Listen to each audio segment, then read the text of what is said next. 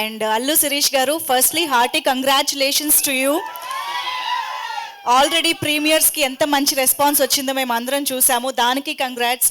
And we all know action జానరా మీకు ఎంత ఇష్టమో, సో ఫైనల్గా బర్త్డే సినిమాలో చేశారు, దానికి కూడా congratulations. So everything is happening అనిపిస్తోంది. So how do you feel today? ప్రతి సినిమాలో మీరు నన్ను ఇంటర్వ్యూ చేశారు. ఈసారి ఇంటర్వ్యూస్ చేస్తున్నప్పుడు అరే మంజుష గారు మిస్సింగ్ అనిపించింది. థ్యాంక్స్, ఈవెంట్కి వచ్చి లెవెల్ చేశారు.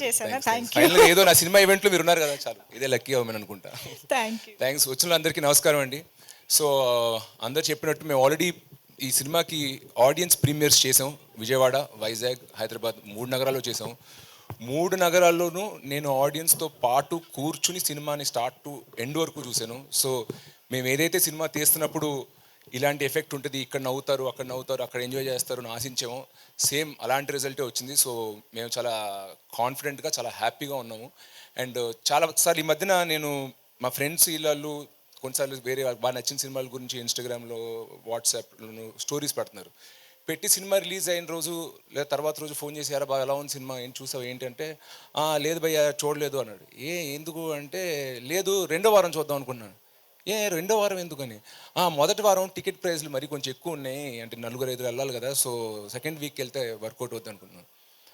అంత ఇష్టపడినోడు సినిమా రిలీజ్ ముందు స్టోరీలు పెట్టిన వాళ్ళు మా స్టాఫ్ కానీ వీళ్ళు కానీ కానీ సినిమాకి వెళ్ళడానికి కొంచెం జంకుతున్నారు.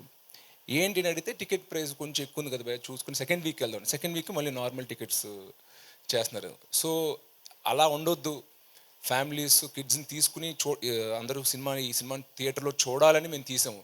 అలాంటప్పుడు టికెట్ ప్రైస్ కూడా మనం రీజనబుల్గా పెట్టాలని నేను ప్రొడ్యూసర్ గారిని రిక్వెస్ట్ చేశాను. సార్ చాలామంది పిల్లల్ని తీసుకొద్దాం అనుకుంటున్నారు, పిల్లనప్పుడు 1-2 పిల్లలు ఒంటరిగా రాలేరు, యూత్ లాగా వాళ్ళని తీసుకురావడానికి అడల్ట్స్ రావాలి. సో ఒక ఫ్యామిలీ కదిలి థియేటర్కి రావాలన్నప్పుడు మనం కూడా వాళ్ళకి ఒక అఫోర్డబుల్ ఎక్స్పీరియన్స్ ఇవ్వాలి అని రిక్వెస్ట్ చేస్తే, మళ్ళీ ఈచ్ ఏరియాకి ఒక్కొక్క డిస్ట్రిబ్యూటర్ ఉంటారు, మళ్ళీ ఆ డిస్ట్రిబ్యూటర్ థియేటర్ ఓనర్తో మాట్లాడి నిజంగా 100-200 థియేటర్ ఓనర్స్తో మాట్లాడి ఈ స్కీమ్ ఓకే చేయించినందుకు నేను ఫస్ట్లీ మా ప్రొడ్యూసర్ జ్ఞానవేల్ రాజా గారికి పెద్ద థ్యాంక్స్ చెప్పుకోవాలనుకుంటున్నాను.